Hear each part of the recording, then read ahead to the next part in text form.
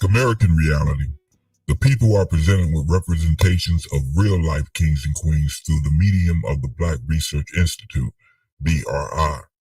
These are their stories.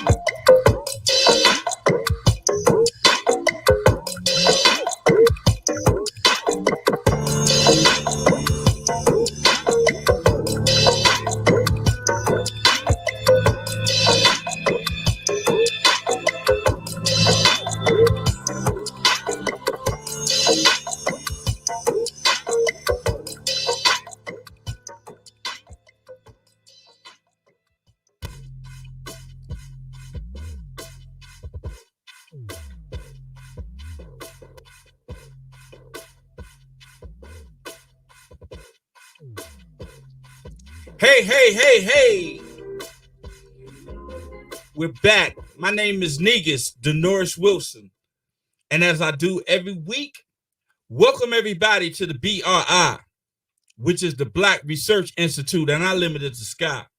See, I try to merge entertainment with information, and the icing on the cake is a dope conversation. Ain't no time for the faking, debating, or the hating. I'm trying to hip you all to the moves they be making. They all struggle, but still find a way to make a way.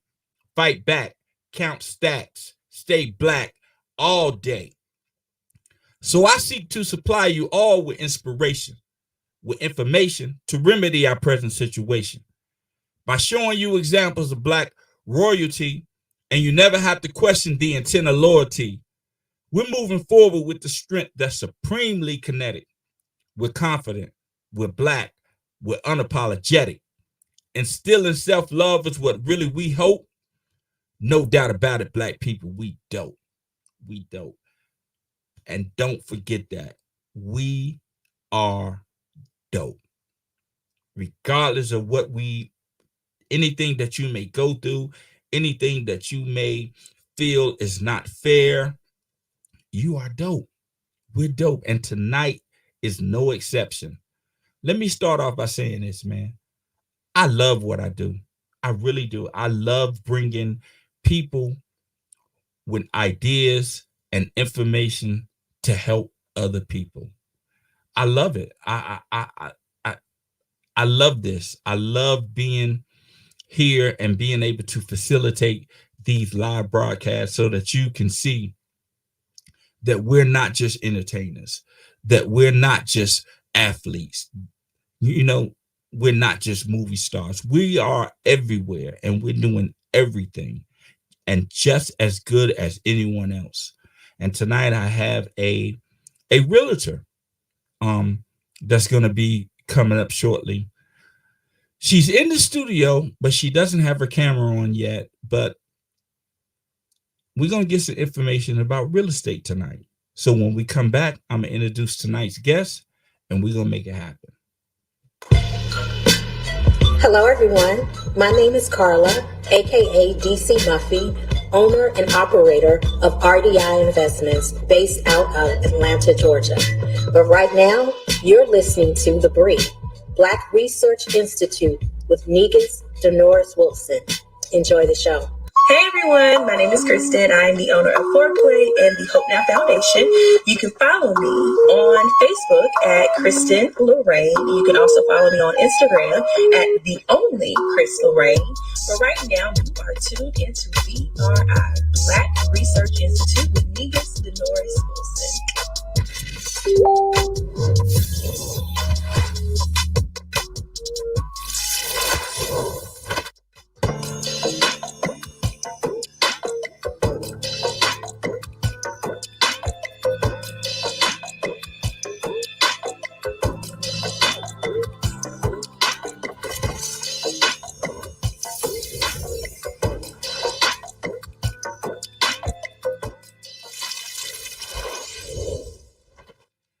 And we're back. And as I said, tonight we have a realtor.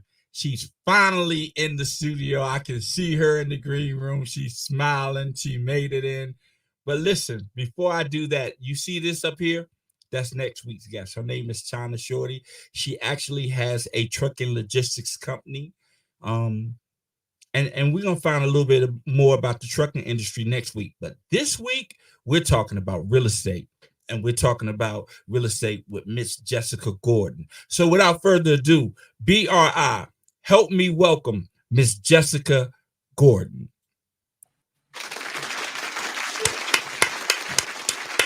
Hello, hello. Hey, Jess, how are you? I am well. How are you, Denorsi? It's a pleasure. Thank you. No, thank you. Listen, I already came up with a new moniker for you. Let me hear it. Your new name is the Purple Proprietor.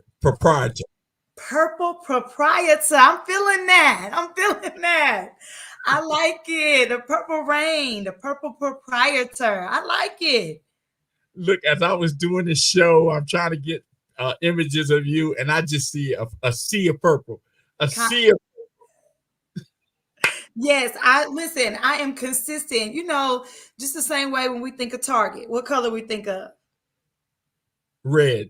And so I'm just branding, preparing myself. I was a classroom teacher, so I've been having to learn a lot about marketing. So it's very different from the industry that I was in. So I'm just learning as I go. You and me both.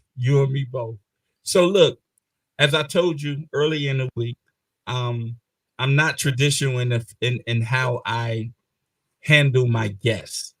Right? I'm not traditional. I'm not going to contact you. I'm not going to give you a group of questions for you to be prepared, because I want the interview to be totally organic. You know what I mean? Right. Like I want to feel, I want to discover and get the information from you just as though I was watching the show. Right? So I don't know anything about you, Jessica, Miss Gordon. I'm sorry. I don't know anything about you except for the fact that you're the North Carolina, South Carolina realtor, mom, teacher. That's all I know.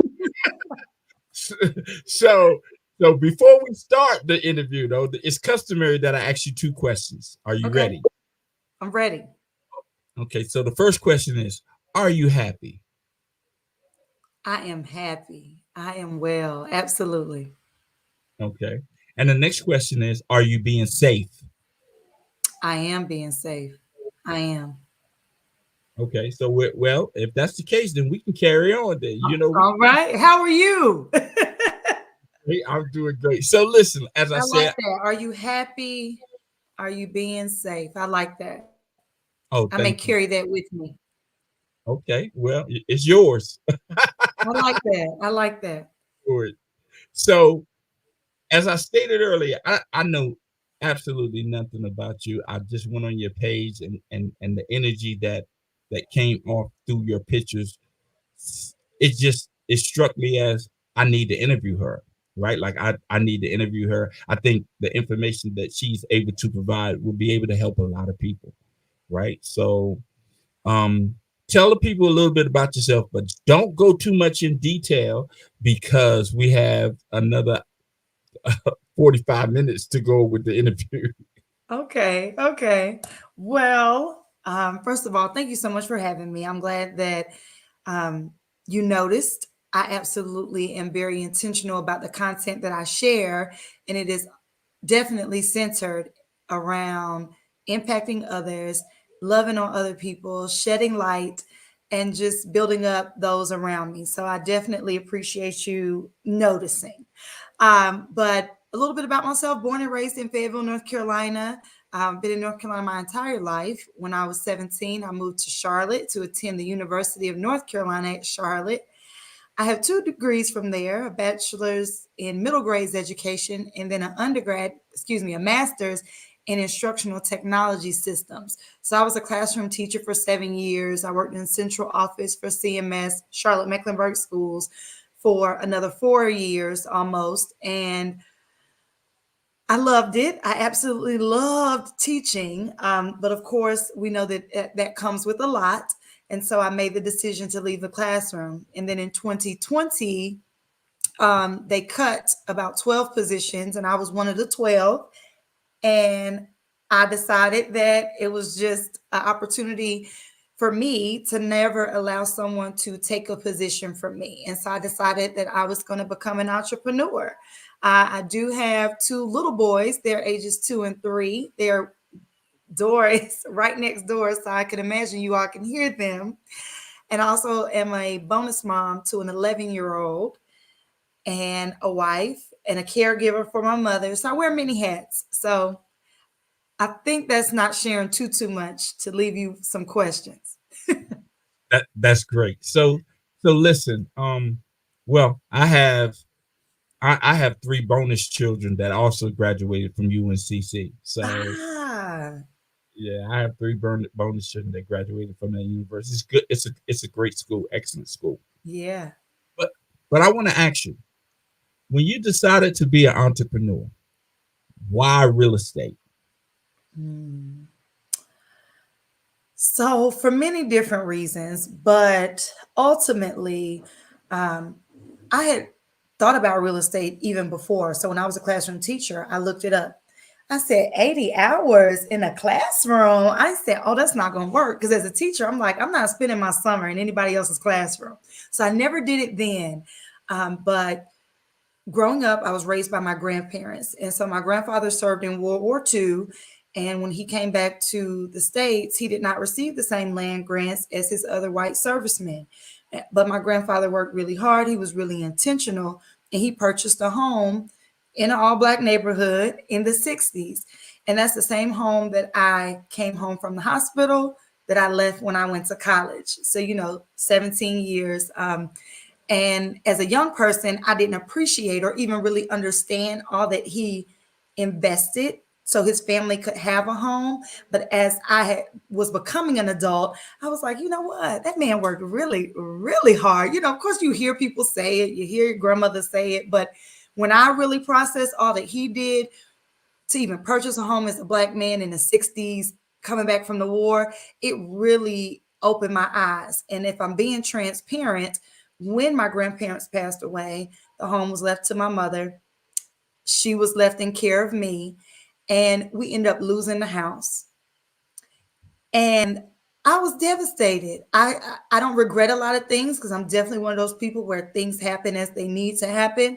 But I was just so hurt that I did not have an opportunity or I didn't have the resources to be able to keep our family home. And so once I got in a position to be able to own, I immediately purchased. So I currently own two homes. One is an investment property. So why real estate? Because we've always been doing it. We've always purchased homes, but we often lose grandma home. We lose auntie's home because we don't talk about things enough. Two, we often don't save or invest enough to be able to have what we need when something is left. And so I want to be a part of, not that we don't know about home ownership, because Black people absolutely do, but maintaining it and allowing it to that equity to be an advantage to us is why I do what I do.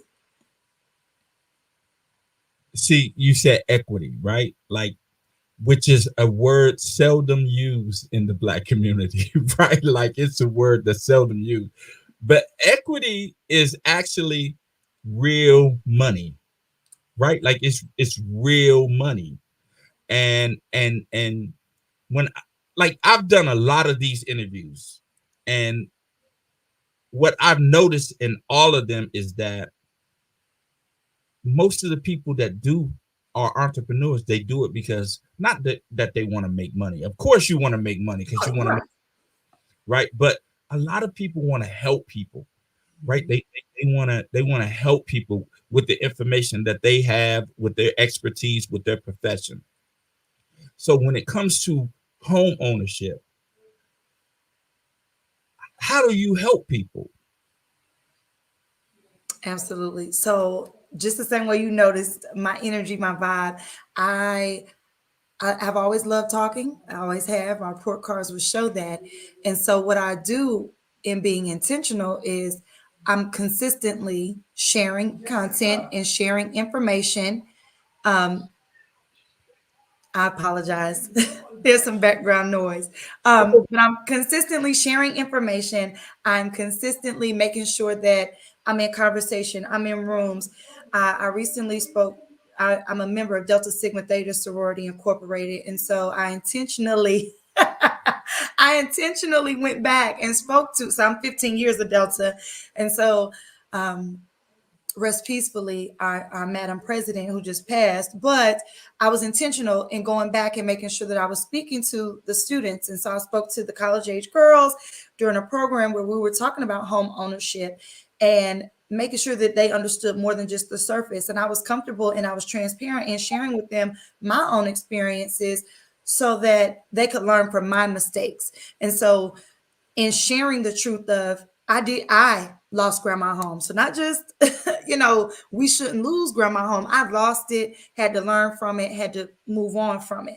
And so I'm just really intentional about sharing. Like anyone that's willing to have a conversation about it, I'm willing to share with them. And then you can easily find my information that's out there that I'm posting on all social networks, and I'm sharing this information. So sharing is caring, and that's what I typically do.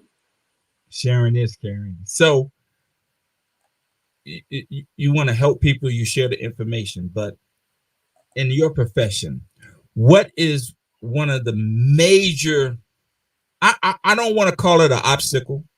I don't want to call it an obstacle. I want to call it hurdle and hurdle that a lot of people have to get over before they actually go into the process, the beginning stages of purchasing a property, whether it be for a home or an investment property? What are some of the like the first hurdle that they have to get over?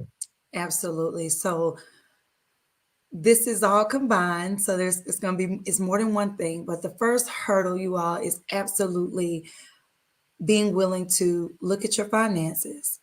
Um, I'm guilty in the past, as well as I know many people. We swipe. That card makes it so easy to just swipe, swipe, swipe. And so your first step is managing your finances and reviewing them consistently.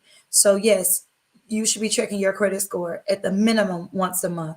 You should absolutely be saving money. You have to have money set aside, not only for your own emergency fund, but if you're interested in being a homeowner, there are going to be fees involved, and there's no maintenance person to call. So monitoring your credit, maintaining that credit, so that includes utilization, keeping your utilization low. I don't recall anyone talking to me about that, and so I'm really big about sharing. Yes, you need to have that utilization under 30%. If we can get it under 10%, and that's how people build their credit. They make an on-time payments, they keep the utilization low, they're paying for their gas, and they pay it off immediately. Those are the things that we need to be talking about. And so I share that with people. They're like, oh my goodness, Jessica, I grew up in a home where they just said credit was bad.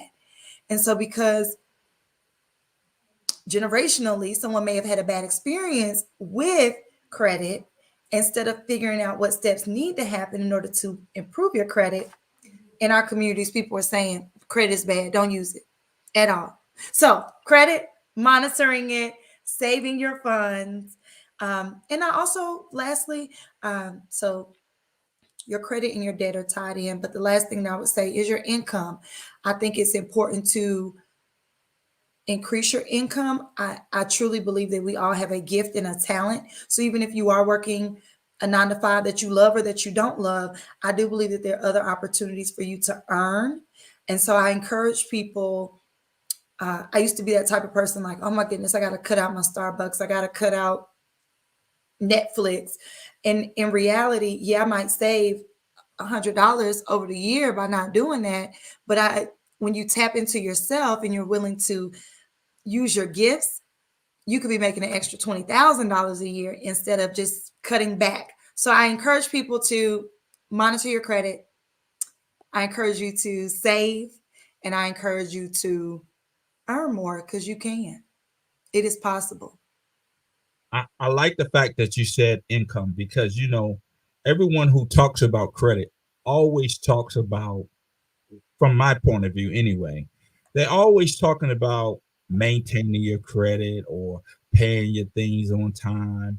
But in my mind, my logical mind is that I don't. I, you can have a great credit score, but if you ain't making no money, It don't matter. It does not matter. Listen, you're not gonna go too far. right, right, you can have a 780 credit score, but making $20,000 an hour. I mean, a year. That doesn't mean anything, right? Like, so I'm glad that you mentioned that. Now, when you take on a client Mm-hmm. and they come to you and they say, "Well, Jessica, I want to buy a home." What are the things that you require for them to bring into you in that initial meeting? Yeah. So initial consultation, Dolores, I really just want to have a conversation. So one, I'm a talker, but two, I want to find out what's most important to my potential client. I want to know, why do you want to be a homeowner? And not in a sense to change your mind. I want to know your reason. I think that knowing our why is important because the process can be tedious. Like you said, there can be hurdles. And so I like to start off with their why because they're going to need to know that why when the underwriter comes back and says, we can't close for another 20 days or something's wrong. I like to start with their why. Um, and I do talk about finances to a degree. I kind of go over that same thing that I just shared, but I absolutely, when a client comes to me, I have to know their why, because then when we're in conversation and things come up, I'm able to remind them of why we started this journey and why it is important and how we are going to make it through this. So why is it important to be a homeowner? I believe it's important to be a homeowner for different reasons. The first thing is, falling in line with my own personal why and the sacrifices and the shoulders that I do stand on. I do honor my ancestors and my family. And so I like to think that I am making them proud. But I believe it's important for home ownership. I believe it provides a sense of happiness. And that's why I said I love that you started with happy. Having something of your own absolutely can provide you happiness, but of course, everybody is different. So, my initial is happiness because you have that opportunity to build and grow and change and renovate if you choose to because it's yours. There's another piece that I believe, why I believe home ownership is important is because back to this opportunity at equity. Uh, Last year, I had 3 young ladies come to me and say, Jessica, I want to sell my home, but I'm scared. All 3 were first time home owners. And living in this society, people tell you, buy a home, buy a home. And so they felt like they had kind of accomplished the American dream, but felt nervous about what was next. And it was just absolutely gratifying to Norris, where all 3 of these young ladies, Black females, single, well, one has 2 children, other 2 no children, but all walked away from the closing table with 6 figures. And that equity that they had in their home, although they were just scared. All of them expressed to me at some point like, dang, like what's next for me? I don't know what to do. One of them was like, Jessica, I need 110. You need to have it to me. I'm not selling it unless I can make this. I've been watching the market. But it's, I wish I could even put it into words how gratifying it was to share with them, because one of them, very savvy. She said, now how much I'm gonna have to pay in taxes? When I shared with her how much she would get back, I'm like, you're gonna earn these 6 figures. And she's like, how much I gotta pay in taxes? And because it had been her primary residence, those capital gain taxes, she doesn't have to pay them because it was her primary residence and she lived there for longer than 2 of the 5 years. And when I told her she didn't have to pay any taxes, the conversation that we had, she was like, that's how they making all this money. She was like, they live in something for 2 years and depending on the market, you sell it. They could do that. Someone who's depending on your age, you could just do that over and over again. And so she was mind blown. It was completely gratifying sharing with them that they didn't have to pay taxes on those dollars. And I think that's that piece where you ask me, how are you sharing? And as I learn things, because I don't know everything, but as I learn things, one thing I do, I'm going to share with somebody else.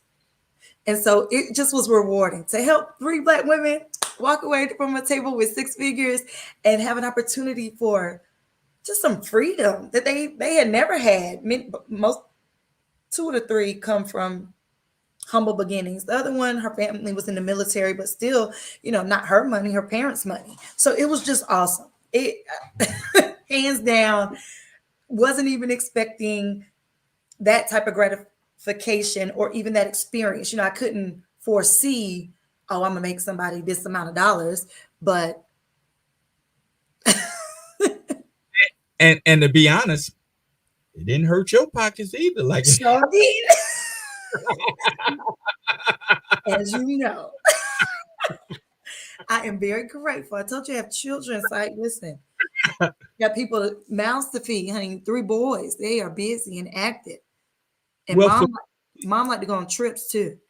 Right. Well, for me, I think home ownership is like when I go to New York or these major metropolitans, and I see these buildings that's been up for 50, 100 years. You know what I mean? Like just been up, and one family owns this building, right? So, excuse me, I take that and I think about a home, right? So if you buy a home and you keep that home up, generations can live in that home. Generations, like, you know what I mean? Like, it's almost like a generational hotel, Yeah. right? It's a generational hotel. Like, if you got that, because God ain't making no more land. There's no more. So if you got a property on a piece of land, you got a piece of the world. Yes. A piece of the world is yours, Yes. and solely yours, as long as you can pay the taxes on it. You know what I mean? That is your world. So I think, like, for us as Black people, we're so used to renting, or leasing. The value of home ownership is lost in us. It's lost in us, and I see it all the time.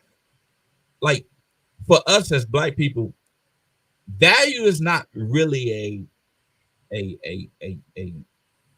stern word, right? Right. It's not a stern word, value, because you'll go out here and if you get $100,000 or whatever, you'll go and you'll pay $50,000-$60,000 on the car.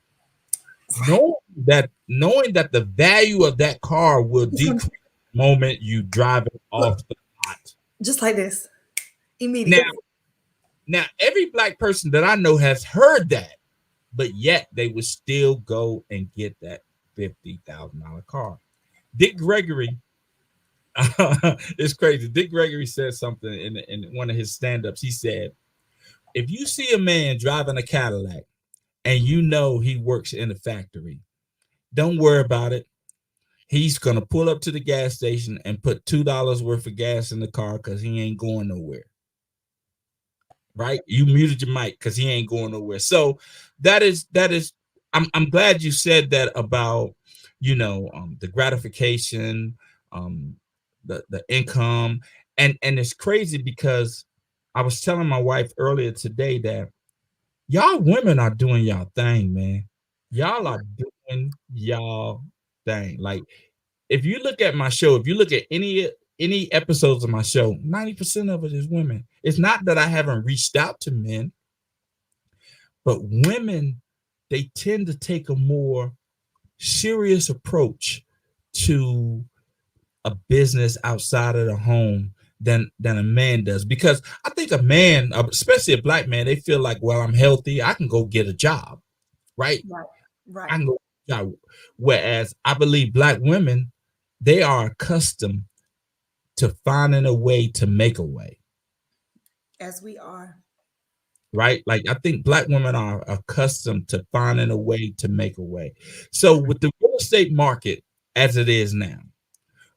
Would you say right now, is it a good time to buy? I get this question frequently. Um, and my ultimate answer is yes. And the reason why I say yes is because purchasing real estate is a risk. Just the same way if someone were to invest in the stock market, it is a risk. Although it may be calculated because you may be following, statistics, you may be following trends. Same thing with the real estate market. So there's going to be a risk no matter what. But my reason for yes is because there's no way to predict. Like many people think that the market is going to, they think it's going to crash. I don't foresee that happening. Many analysts don't foresee that happening. And so at this time, when mortgage rates are still decent and low, because we don't know what's going to happen as inflation does happen, or they may want to increase mortgage rates. We don't know what the Federal Reserve is going to do at any point. And so at this time, mortgage rates are still considerably low.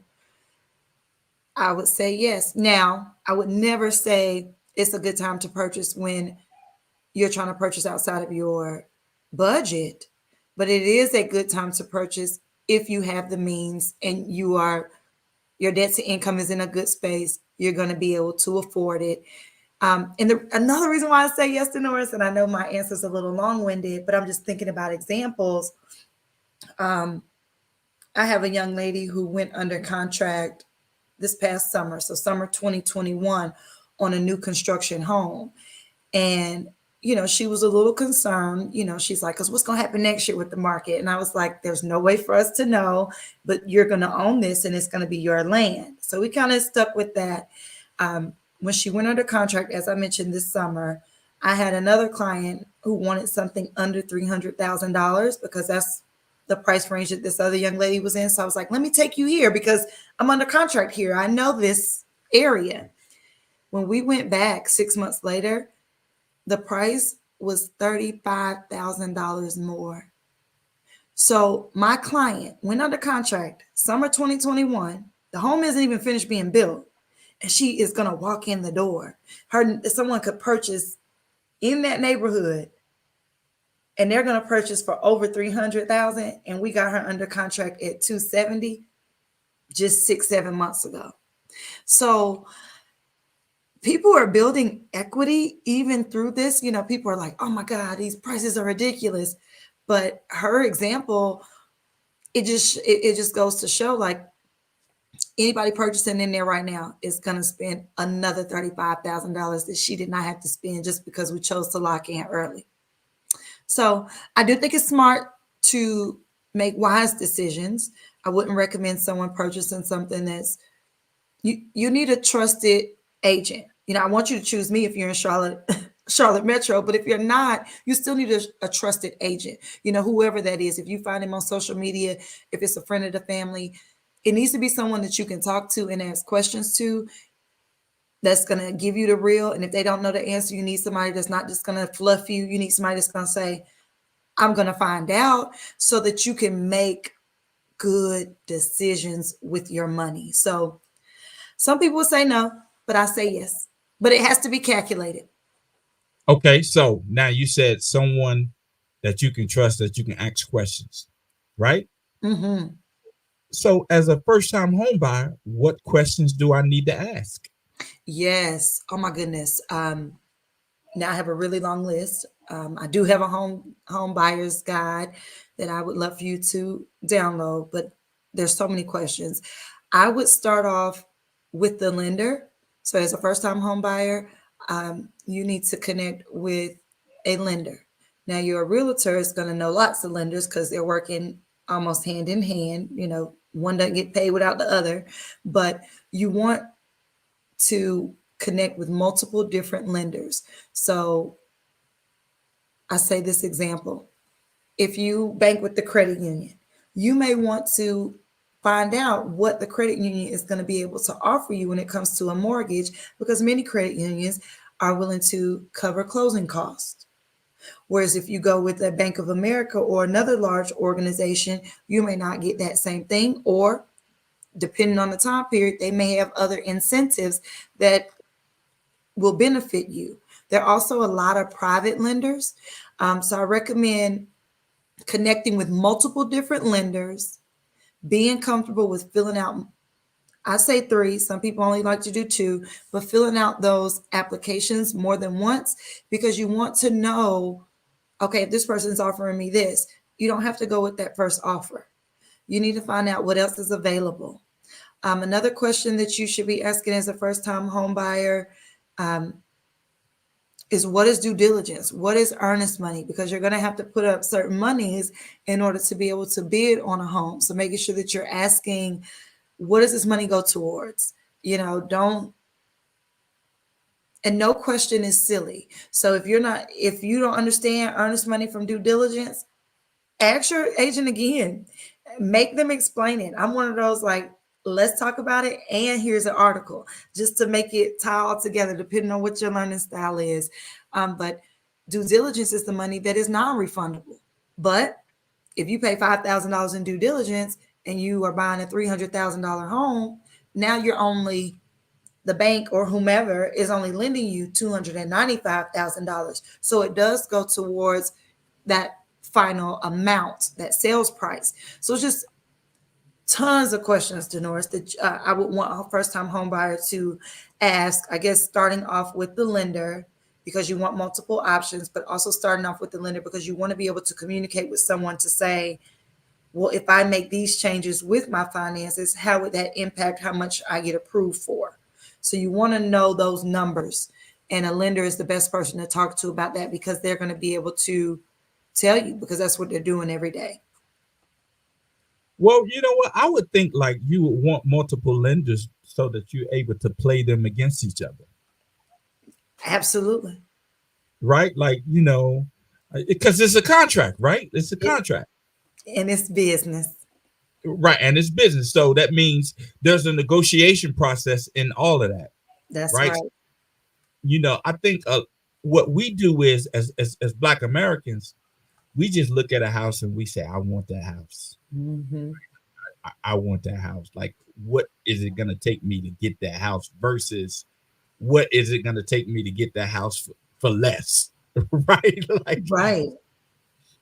So I think like your information with filling out multiple lenders is great, because I think like a lot of times, if you want something, there comes a point to where it doesn't matter. It don't matter. Mm-hmm. Right? Price doesn't matter, but it should, because in the long run, like it hurts, right? Like that's right. You have to absolutely, you want to take your time. You want to consider everything. And that's something that coming in this current market, is so easy to tell clients, well, it's going to have 12 offers, so you just need to put one in.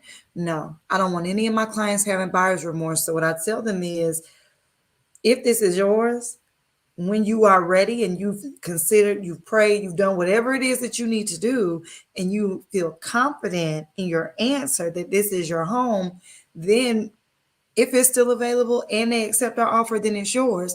But rushing into something where you don't even know if you really want it, and then you end up with buyer's remorse, and you want you taking out a loan for $300,000, that wouldn't sit right with me. So I tell my clients, take your time. I know that the market may feel like you cannot take your time, but you can, because if you don't, you will have regret.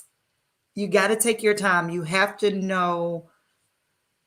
And like you said, kind of playing them against one another. But I just think of it as, like you said, it's a business transaction. So if someone is offering me a better rate, I'm willing to share that with you. But if you can't meet it, I mean, I'll share with you. Here's why. Yeah, here's why.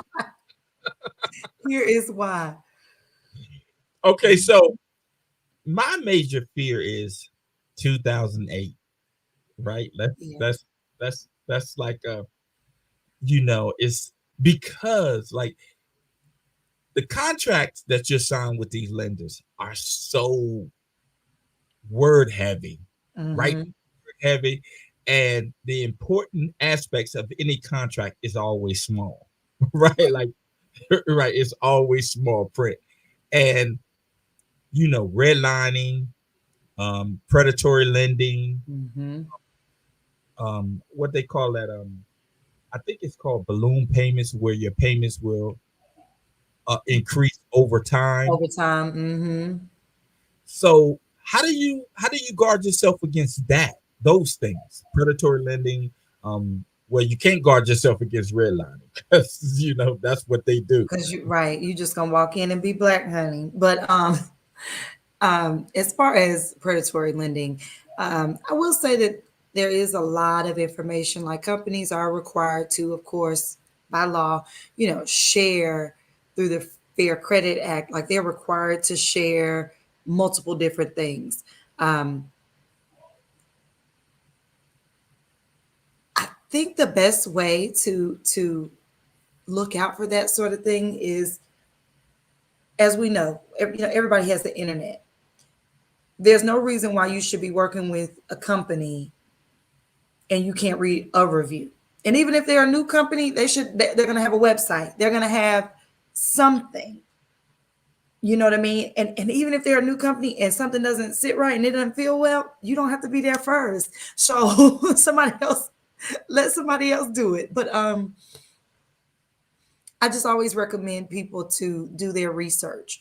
And and when you say that, it could feel, Black Research Institute, it could feel overwhelming. So, I say, just the same way you look up on Instagram and you find something, go Google that company, go Google that person before we go and spend money with someone. But you know what, Dolores, what really, I haven't had to protect anybody from any predatory lending. I haven't had that issue. But you know what has come up that was overwhelming right now was there are a lot of people scamming, and they are creating. My first deal of 2021 in January, I closed like January 5th, January 6th. Some hacker, scammer used attorney, the attorney's logo, the lender's logo, had their name, and sent a phishing email requesting the down payment. Now, mind you, my client did have to bring $15,000 to the attorney. But because her and I had such a good relationship, she met me on Instagram. But because we put in like 12 offers before we got one. But because we had developed a relationship, she forwarded to me and she said, Jessica, do I need to send this to them? I looked at it. I said, don't send anything. Let me look at it. I look at it. And then I realized that the email address, because, most companies are going to have their company name behind their email address. So I noticed that it was a Gmail account, and that was my red flag. And I was like, don't send anything. Let me send this to the attorney. And they were like, yeah, that's happening a lot, where scammers, they are just duplicating the exact thing and tricking people. And this was this young lady was 26 years old. I know we hear older, this is not offensive, but we hear older people being vulnerable because they're not familiar with certain things with email. But baby, this 26 and almost sent her $15,000 to someone because it was a tight process. It was long. She was like, I'm ready to be over. Her closing was the very next day. So in her mind, hey, Jess, do I need to send this here? But if she had not, and she just sent it, I said, what would have happened? I asked the attorney, what would have happened? They were like, she could have filed a claim and hoped that we got it back, but it would have been gone ultimately unless her bank institution fought for her to get it back. I was like, oh my God. So I haven't had to do it with predatory lending, but I have had to deal with scammers, and it is scary. From that experience, I tell all my clients, don't send anybody any money without me clearing it, and then let me clear it 2 times. We're not wiring any funds unless I can pick up the phone and speak to the attorney to find out their routing information. because people have been I'm disgusted by it. Well, you know what though? I you know, since the dawn of time, right? Um, even the mafia said there's a sucker born every minute, right? Like even the mafia said that. But for me, for a scammer to get that information, to get the letterhead, to get the logo, it had to be a breach in the attorney and the lender's emails, right? It had to be a breach there because how do you know I'm looking for a house? How do you know I'm about to close for a house if it's not a breach in your system? Oh, you know, I asked that question. You know, I asked the question. And the thing, they were just kind of, well, we have at the bottom. So now they all put it at the bottom of their email. Do not wire any funds without contacting us. Like that's their way of not holding themselves liable. But I was definitely like, is this happening frequently? Why are you not buying a new system to protect, your clients? Like I asked a whole lot of questions. And I did switch lenders and attorney, and because I was just like a little shook. But I have found even switching lenders, switching attorneys. I haven't had that exact situation happen again, but I have all of them make that blanket statement of don't wire any funds. They have it in red at the bottom of their email. But like you said, they have to put some things in place. Like they do need to be responsible, but they definitely are not willing to, other than saying, well, we told you not to wire anything. I'm like, it was awful. It was awful. My client was crying. It was awful. My problem with that is put that at the top of the email. Don't put that at the bottom. Put that at the top. Put that at the top of the email. But I tell everybody, living in America is like going to the casino. It's a gamble. It Gamble. sure is. It's, it's all a gamble. It's a roll of the dice. You never know. You just And never know. you never know. Like and if you look at it now, like you have people who are trying to do what you do, right? It's a lot of people that's trying to do what you do. A lot of people trying to teach financial literacy.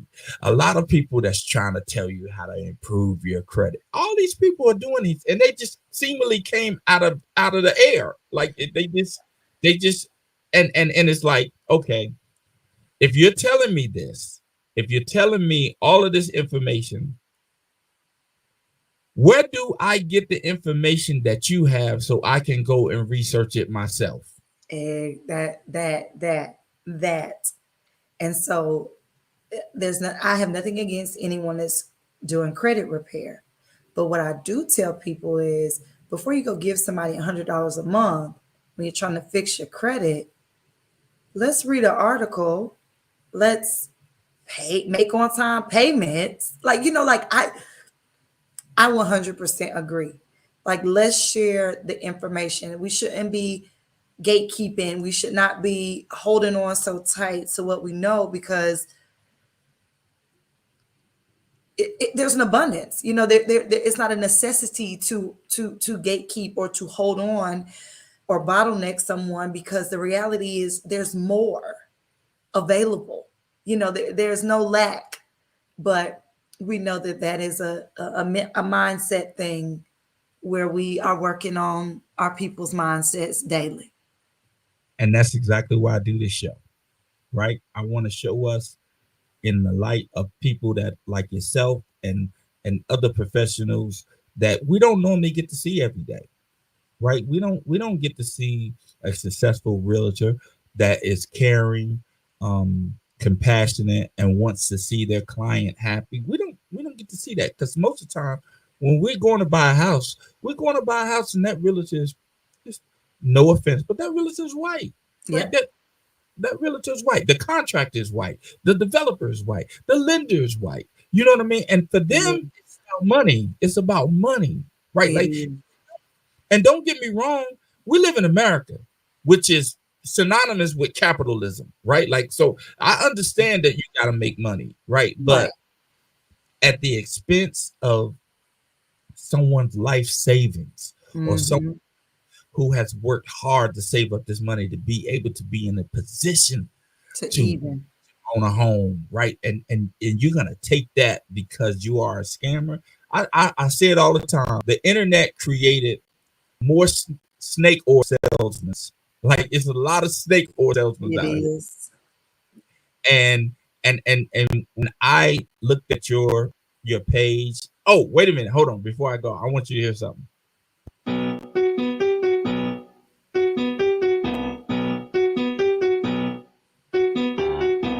That's the music from your TikTok.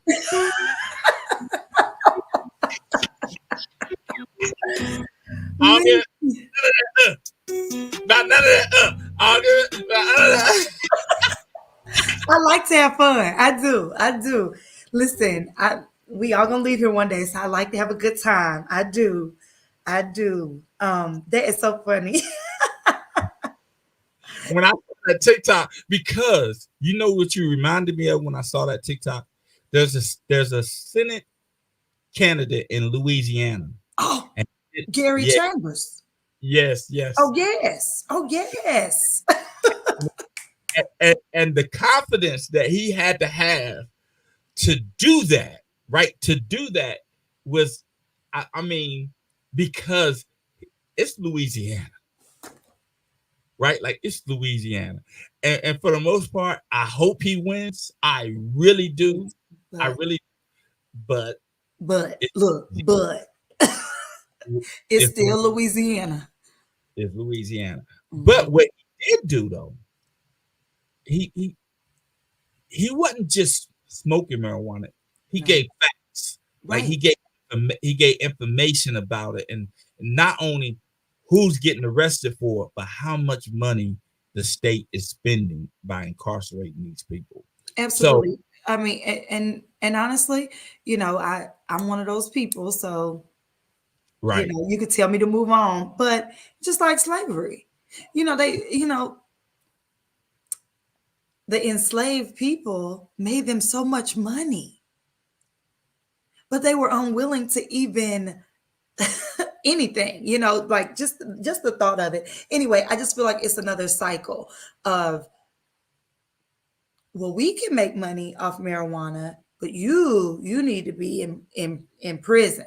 Like it's just it's yeah, I well, have opinions. I have feelings. what I think like mindsets come in waves, right? Yeah. They come in waves, right? And I think what we're experiencing, and I think it was Obama that opened the floodgates to that, because Mm, when he became a presidential candidate, that made more of us be more involved with the political process, right? Like, true. right, it made us become more involved in how the political process works, Right. right? Like how it functions. Um, a lot of us didn't know that the reason why a lot of these brothers and sisters getting incarcerated for marijuana is because most of the time they're taking plea bargains because they fear that if they go to court, it's going to be nothing but white people on the jury. But Right. when you are a registered voter, you're automatically put into the jury pool. Mm-hmm. That's how they get the jury pool. You only get to be a juror if you are a registered Registered voter, voter. right? So that Obama actually opened the floodgates to that, and now we are people like yourself. We're in real estate, which is an industry that I'm 53 years old. I didn't see any black real estate agents when I was growing up. Well, we couldn't even, we couldn't participate. Really, we couldn't participate in the sale of real estate until, was it the 50s? Yep, yep. So I think like we with any mindset, you have that upward climb to where you just trying stuff, right? You everybody just trying stuff, and all that trying does is give you access to more and more information to add on to what someone else tried before, right? Yeah, Like you get more and more information to what someone else tried before, and that's then eventually you become good at it, right? Like you become good at it. Like someone generations down the line or years down the line, now they become good at it, and they do, and they pass that information on. So what I want to ask you is that this, when I've always thought about this, it's hard for you as an individual to say, you know what, I want to get a $350,000 home as an individual when you know that across the country, um, the black medium income is about $10,000 to $15,000 less than the white medium income. Have you ever thought about forming an investment team to buy property? Absolutely. So yes, I have considered that. My husband actually, him and a group of his friends are actually starting an investment group. Thankfully, they are starting that. Um, it is definitely a desire and a goal of mine to be able to, put our resources together. Let's own multiple things. You know what I mean? So that we have an opportunity to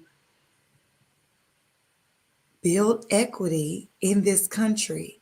Um, I mentioned to you that And security. insecurity, like that stability. We're not new to home ownership. We're not new to it. We just need that stability and that just to stay in the game.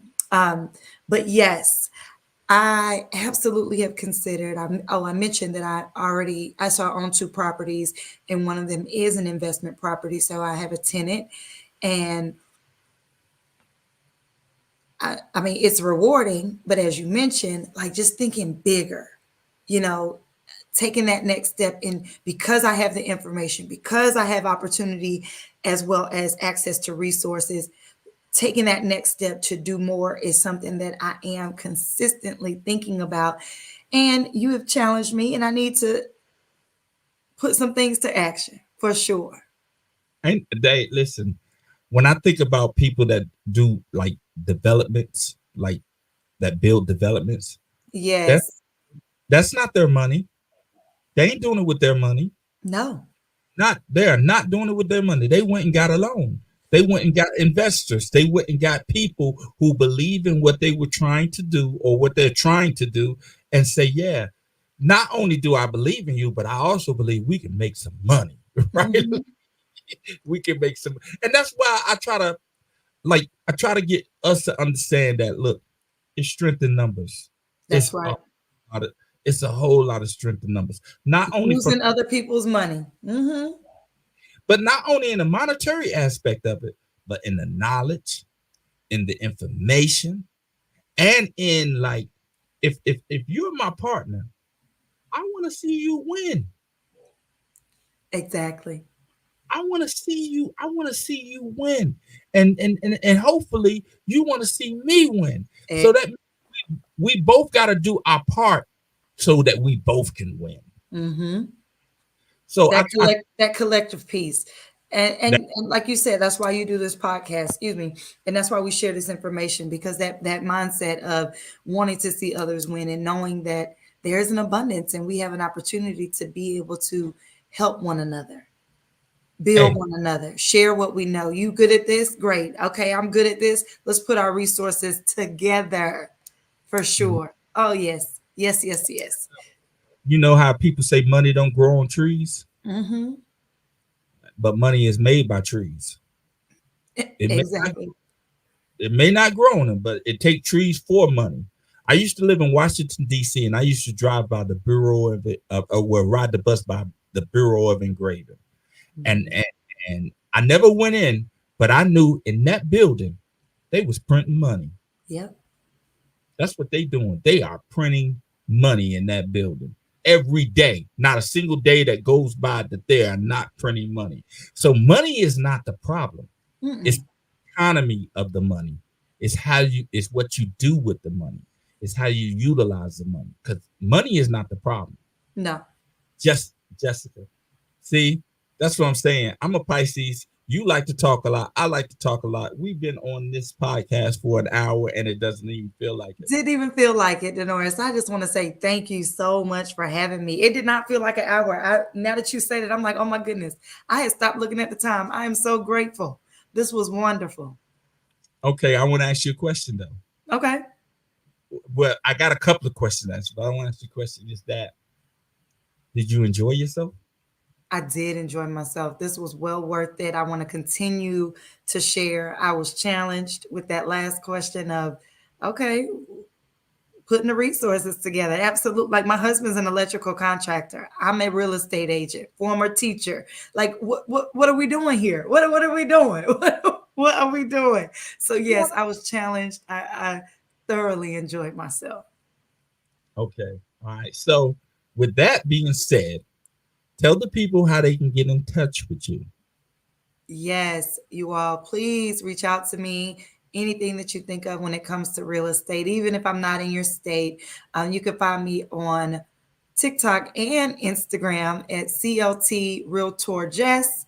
On Facebook, it's just Jessica Gordon Realtor, if I'm not mistaken. But when you type in Jessica Gordon Realtor North Carolina, it should pop up. You can find me on Google, realtor.com, all of the websites.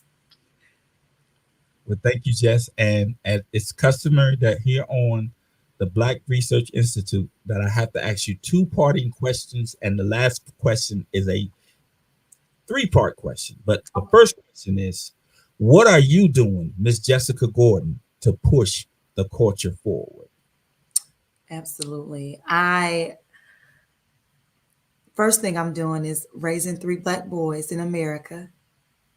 I love on them. I teach them who they are. Our youngest, his middle name is Mansa, after Musa Mansa, the wealthiest Black man to live. Time out. Hold up. The wealthiest man. Man. Not black. That's right. That's right. That's right. So before I had children, I was a teacher. So a lot of my service and love pouring went on to my students. But now that I am a parent, it is very important for me to start at home. So they are who I invest in first, ensuring that they know who they are, because that legacy gets an opportunity to continue. And I also serve by loving on others. I believe in giving grace. I believe in sharing what I know. And so that is how I move the culture forward. Okay. I like that. I like that. So now I need for you to name me 3 famous black people, but they can't be athletes or entertainers. Yeah. Okay, Maya Angelou. Oh, do they have to be living, or it doesn't matter? Doesn't matter. Oh, okay. So Hey, wait. You can't use Mansa Musa. You can't. because I already knew about him. That ain't right. The noise. Everybody don't know about him. Okay. I'm always trying to school people. Okay. I love the way you put me on the spot. All right. So God, all my literary people, my classroom is coming back, but Nikki Giovanni, Maya Angelou. Let me do a man. Let me do a man. Hold on. That's too cliche. Hold on. Were you gonna say Martin Luther King? No. Okay. Don't. No, no. I love the teachings of Martin, Malcolm, all of them. No. But just too cliche. Hold on. I have to do a man because I don't want to only do women. Okay. And then you wouldn't let me do Mansa. No, you can't do Mansa. Gosh. And of course, like all these names are coming in my head. And then I'm looking at the pictures behind you and I don't want to say them either. Now you can't use them.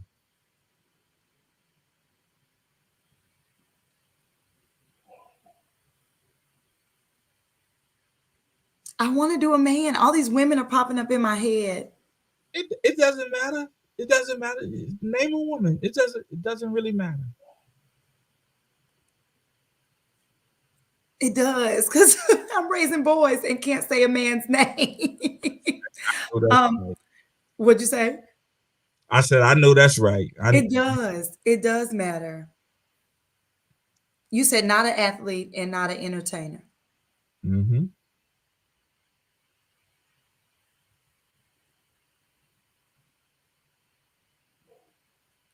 Why? This is ridiculous. I'm so ashamed. Don't, um, don't be. Don't be ashamed. You're not the only one that gets stuck on it. Everybody gets stuck on this question. Everybody. because I'm.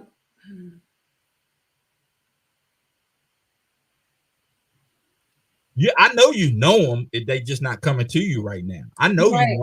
Because I'm thinking of all these women, and so I'm like, I have to say a man's name for my third one. I just have to. I can't talk about raising boys and don't have a man's name.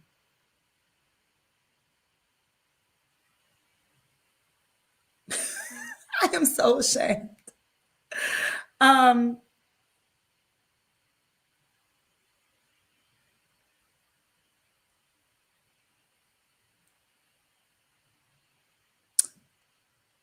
Chairman Fred Hampton. Woo! No, you didn't go with Fred. You went with Fred Chicago, Black Panther. Oh my God, young brother that was gunned down in his bed. Oh In the my. bed, in his bed, while he was drugged Yeah, first. yeah. Not just that he was killed in his bed, they drugged him so he couldn't even retaliate because they knew he was gonna get him. They So knew. I asked that question at the end of every show to let us know how much we don't know about ourselves, Yeah.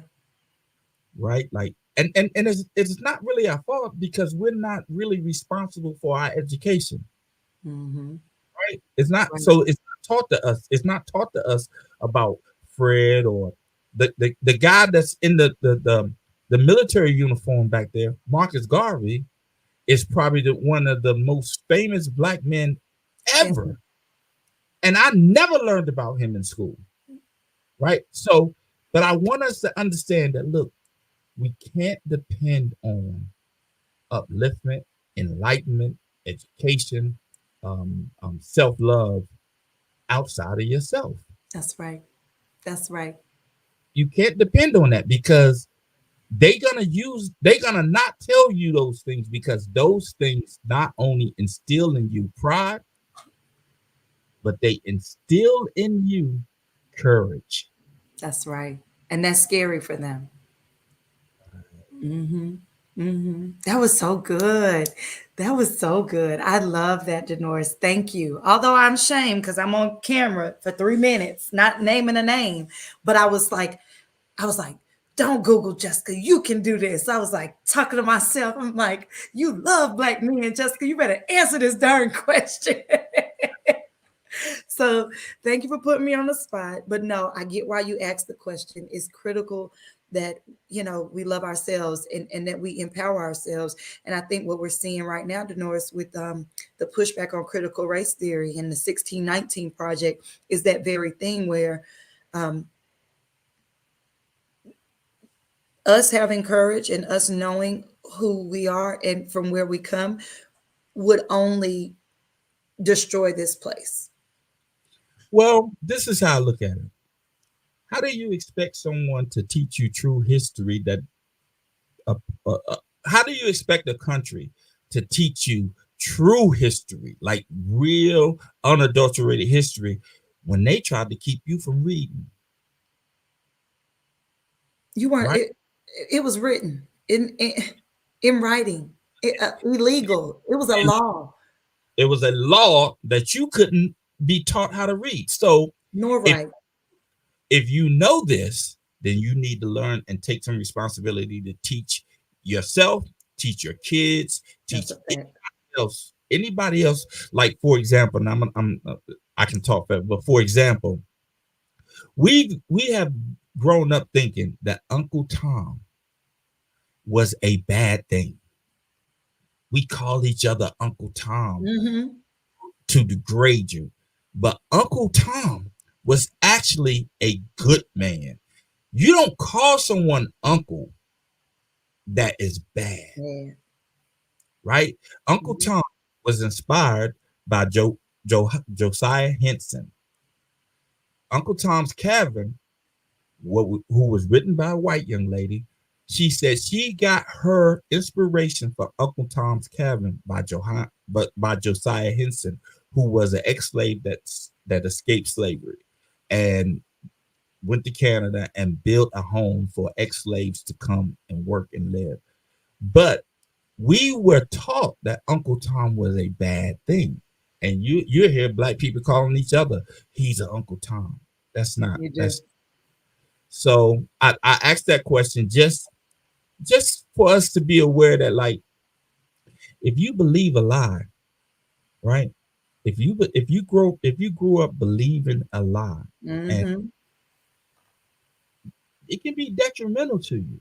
Mm-hmm. And not only to you, but to generations after you, because After you you.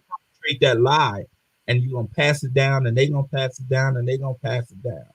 Right? It's important for us to find out not only the truth about ourselves, but just the truth, period. Just the truth. And that's why they don't like critical race theory. And that's why they don't like, because it's the truth. Like, why are y'all afraid to talk about things as they are? That's what happened. I mean, it's the same thing that happened, with on the Edmondson Bridge or Ugh. the George Floyd incident. They can deny it if no one is talking about it or no one sees it. But once it's seen, you cannot deny that. Like, there's no denying that. And with that, Jessica, I'm gonna let you go tend to your babies, and I thank you from the bottom of my heart for Thank taking you. it. And if you need anything, you want to come on, you got some new information to share. The BRI is red carpet for you. Thank you so much, Denoris. This was a pleasure. And I love the way you ended it. I'm motivated. All kind of things I'm gonna be incorporating. I love that. Well, thank you. And I tell people, you come on my show, I'll put a battery in your back. That's right. I put a battery in your back, and I see it all the time. And if you notice, I don't ask people to subscribe. I don't ask people to join. This is not for that. This is for us. This is for us. This is for us. And you are inspiration to me, and you gave me some information that me and my family and my wife would be able to say, well, even if I forget, I know your number now. So That's right. That's right. Pleasure. Thank you so much. Thank you. Everyone, Miss Jessica Gordon. Jessica, do me a favor. Hold back. Finish the show because I want to ask you a couple of questions. Okay. Gotcha. I'll be here. Okay then. Okay, everybody. That was Jessica Gordon. I hope you got a lot of information, or not a lot, but at least something to inspire you to look forward and to keep investigating. If you're trying to buy a home, if you're trying to invest in some property, make sure you check her out. Tomorrow I will get a link to her social media and put it on the BRI site, so just in case you want to contact her. But information. Dick Gregory also said this. He said, we all been taught that knowledge is power. But before you have knowledge, you have to have information. Information is power. And I try to disseminate, well, not me, I try to provide people a platform so they can disseminate information. And I hope you enjoyed the show. And remember, in order for you to receive a blessing, you must first be a blessing. And with that, peace. Namaste, everyone. I am Tonisha Cohen King, owner of Influence Yoga and Wellness Therapy. I'm a certified yoga and meditation instructor and therapist. You can follow me as Chakra Ivy on Instagram. But right now, you are tuned into the Black Research Institute with Negus Denoris Wilson. Check us out.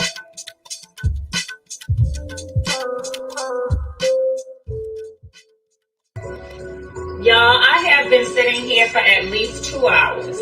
No, at least an hour, 45 minutes. And I hope that I could compile the bloopers and share them, because I was literally like, blah, blah, blah, just getting so frustrated. I would get to the end of a thing and then jack something up.